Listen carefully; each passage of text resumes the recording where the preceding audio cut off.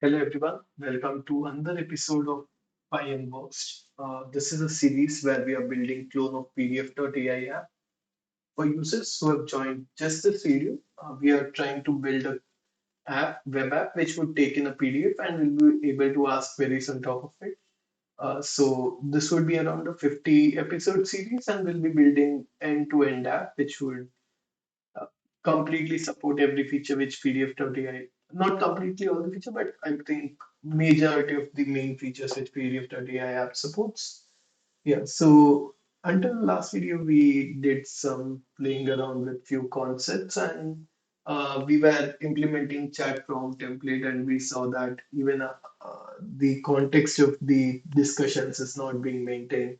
And that's where the this video's topic comes in, which is memory. So how does LangChain perceive memory? How do we provide memory to the chat prompt template which you are building? How do we ensure that the previous context is not lost? So that's what this video is entirely about. We'll be seeing what all different kind of memories are. And the end we'll be implementing and we'll be having a chat with the we'll be having multiple chats with ChatGPT and we'll see if the context is being maintained. All right, with that, let's do it. So this is a memory class or something provided by LangChain. It is triggered twice when we call a chain. So as soon as we provide an input, it's called. So if you see here, I'll tell you where and why these two memory are called. But if you see the diagram, whenever the input is called, it goes to a memory. Memory is invoked, and then it goes to chat prompt template, then to language model. Whatever output is received, memory is invoked on that again, and then the final output is received. So let's get into more detailed understanding what the first and second time memory invocation do.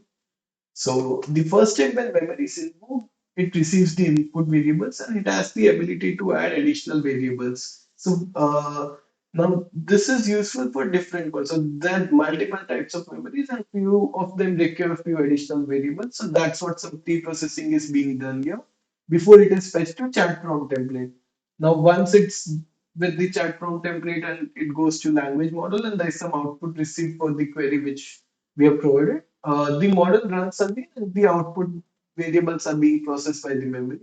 Here the memory has the chance to inspect the result, store the complete result or store some part of it or perform some calculations on top of the memory and then finally return the output. So that's what happens internally when we invoke the memory. Now there are different type of memories which LangChain provides. These are just few of them. Starting and the most important one which we'll be using in our project is conversation buffer memory. As the name says, it stores the conversation and in its entirety. So even if you have 50 different conversations done through, I mean, 50 different follow-up chats done during a conversation, the entirety of conversation will be stored in conversation buffer memory.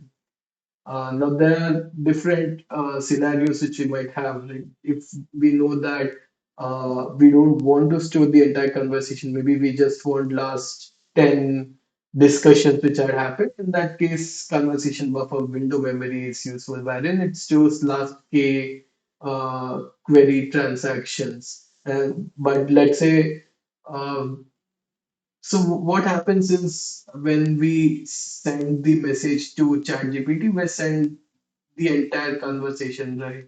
As we discussed in last video, that we need to give the entire context. Now, giving the entire context comes at a cost because the token size increases. So token size is nothing but you can consider one word is almost 1 to 1.5 token. There's no exact definition on how it's calculated, but you can take that as a rough calculation. So let's say you're interacting with a PDF and there's a huge summary created for the PDF or someone asked to just pass the PDF entirely. Now, what would happen here is the token size would be too huge. In that case, we don't want to store the entire conversation. If person asks to pass the PDF 20 times, it doesn't make sense to store the entire conversation. So there is a memory types given by LangChain, which is conversation token buffer memory, which lets us limit on the token size. So it doesn't matter how many queries have been sent. The only thing which it considers is the number of tokens which needs to be sent back to the LangChain or the ChatGPT for the follow-up query. So that's another type of memory. Then we have something called conversation summary memory. As the name states, instead of storing the entire conversation, it stores the summary of those conversations. And let's say if you want to use multiple such types of memory, for example, I want to store summary memory and the buffer memory, both of them, then I can combine and use it in combined memory. So that's what these different type of memories are, and there are multiple mode. You can go through the LangChain code. It's open source, so you can just go through the different memory code and see what they do and where you can use them. Now, in last video, we created something called chat prompt template. Let me just show you the code quickly. So we had something like this, right? We were passing input variables. Let me just clean up this area. All right.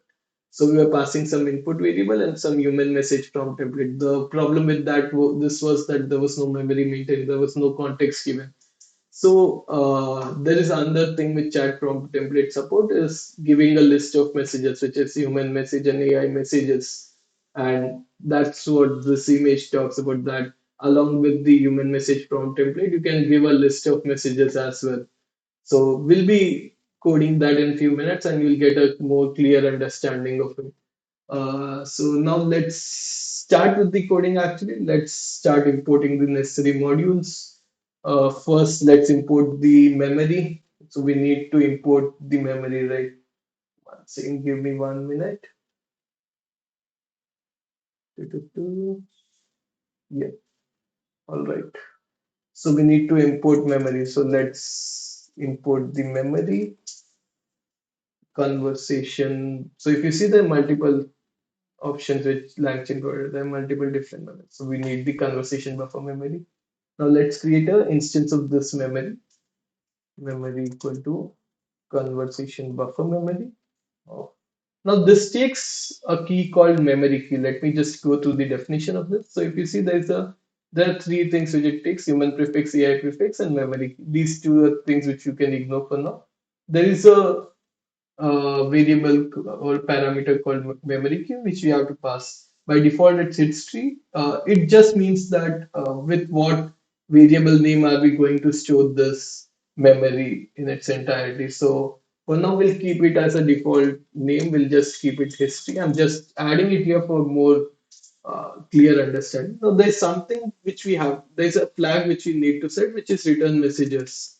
Now, the reason why we set this, although it's not very clear on what it's doing here, but the name is not very clear. But why we are setting this is because most of the LangChain modules, as you remember, we discussed that it is it's a completion based models and it's not chat based model. So what happens is if we don't set this flag to true, it will get a list of strings. So if there are 10 conversation, 10 different queries which are being sent, we'll have a list of strings. So for example, let's say I asked what is 1 plus 1, and then the answer was 2. Then I asked two more, the answer was 4. So here, if we don't set return messages as true, we'll get an output something like this. But let's say if I want to have it in a proper message format so that it's easy for the ChatGPT to understand that what was the initial query, what was the output, then what was the next query passed by the human, what was the output which AI gave.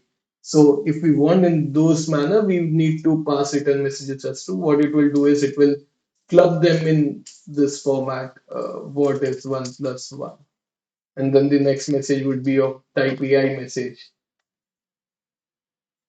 too. So this would help in distinguishing the messages in much cleaner manner and eventually getting better results. So instead of completion style, it would become a chat based model. So that's what this return messages equal to true does. All right, so we created a memory. Now, obviously, since we have created a memory object, we need to pass it to our LLM chain. So let's just add this memory here. All right, this is done. So I think major part here is done. But if you see, in a chat prompt template, we are not yet using memory anywhere. So we need to utilize that, right? Now, if you see here, we defined a variable called history where the entire memory will be stored, right? So we'll just define it as history as the other input variable which needs to be used. Now we've defined the input variable that we need to use history variable, but where are we using that? Right. So we are not going to use it in human message prompt template. So where do we use that? So there's another thing called message placeholder, which is again derived from LangChain prompts, messages placeholder. So what this module or this class helps us is defining the list of different messages which needs to be passed. So since we have AI message and human messages coming in, we'll just use message placeholder to ensure that the schema of the messages are maintained properly. So messages placeholder of what do we variable name is history, which we need to use here. Now, if you don't want to use message placeholder, it's also possible that you give list of messages, specifically human message, AI message, distinguished as a list. So you'll need to process the memory and then perform operation and then generate. So it's better to use message placeholder. So I think we are done here. And in last video, we saw that there were some warnings which you are getting due to few deprecated modules. So we'll just fix those things. So instead of LangChain.chat models, you need to actually use LangChain OpenAI.chat models.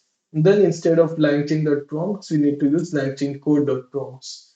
So I think that is it. It would fix all our problems of coding. There will be one warning still, but that can be ignored. It's for the chat prompt template. Since this is a better way to explain the concept, I chose this manner. But yeah, we can ignore that specific warning for now. All right, so let's go ahead. I think we have completed our work here. Yeah, and there was another warning actually. So instead of chain, we need to do chain.invoke because that's the new way in which it should be called. So yeah, I think it's done. Let's run this. All right. So we just received one warning, which is how to define the prompt, and that's it. So you can ignore that for now. So let's say what is one plus one. All right, we received an output 1 plus 1 equal to 2. Now let's ask another follow-up question. If you remember, we did the same chat in previous video, but we got a very weird response when we asked for two more. But in this, since we have now defined a memory, we are passing those memory to the chat prompt template. We expect that the context is maintained and the output we receive is 4 now. So yeah, if you see here, 2 plus 2 equal to 4, pretty clear and crisp message, and it also shows that the context has been maintained. So that's what the conversation buffer memory does for us. And yeah, I think we have pretty much covered the most important concept. And this is what we'll be using once we start building the PDF.ai clone app. Internally, it would be doing the same thing. It's just that the human message and the message placeholders and the system messages, all those things would change. Now, there's another thing which I wanted to quickly show you, which is different way to define chat prompt template. So here it's bit not clear on why we have human message prompt template. Then why do we need a message placeholder? Why not use something else for defining the list of messages? And then why do we need input variables? So it's a bit complicated here, but it makes it easy to explain. That's why I use this particular format. But there's another way in which you can define uh, chat prompt template. So which is something like this. You can just say what type of message you want and the message, and then the message placeholder, which takes the entire history. So it will just convert the messages to something like the system, human AI, human AI, human AI, and so on and so forth. And then the final human message which we received. So it would essentially be the content in our case. So here it makes quite more sense and what exactly happened. So that's what I was trying to explain. Okay. Uh, the concept should be clear now. And if there are any questions, please feel free to drop in the comments. I'll be answering every question which comes through. And yeah, if you like the video and if you found it informative, I would really like if you can subscribe the channel. It's quite new channel, so every subscriber would help in getting this videos and this project out to more people. Thank you everyone for joining. I hope you loved this content. Follow up this channel so that you don't miss out on the entire series. We'll be making 40 more videos and see you in next video tomorrow. Thank you. Bye.